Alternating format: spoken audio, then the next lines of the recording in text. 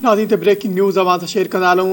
हैदराबाद खां IG सिंध पारां criminal केसनि में मुलविस पुलिस अमलदारनि खिलाफ़ कार्रवाई जो हुकुम वारो मामलो। SSP हैदराबाद पारां मुख़्तलिफ़ केसनि में नामज़द पुलिस अमलदारनि खिलाफ़ क्रैकडाउन शुरू कियो वियो आहे। साजिद आमिर सदज़ोई हैदराबाद जो समूरनि थाननि ते मुक़ररु 63 पुलिस अमलदारनि ऐं अहलकारनि खे थाननि तां हटाए लाइन हाज़िर करे छॾियो आहे।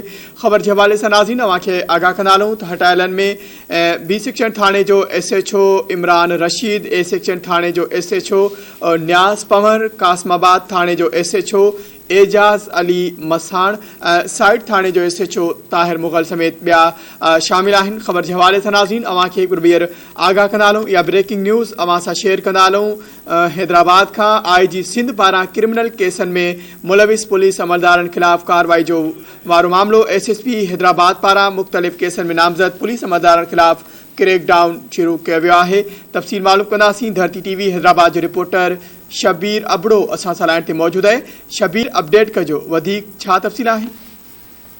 जी बिल्कुल, IG सिंध पारां क्रिमिनल केसनि में मुलविस पुलिस अमलदारनि खिलाफ़ कार्रवाई जे हुकुम वारो मामलो आहे।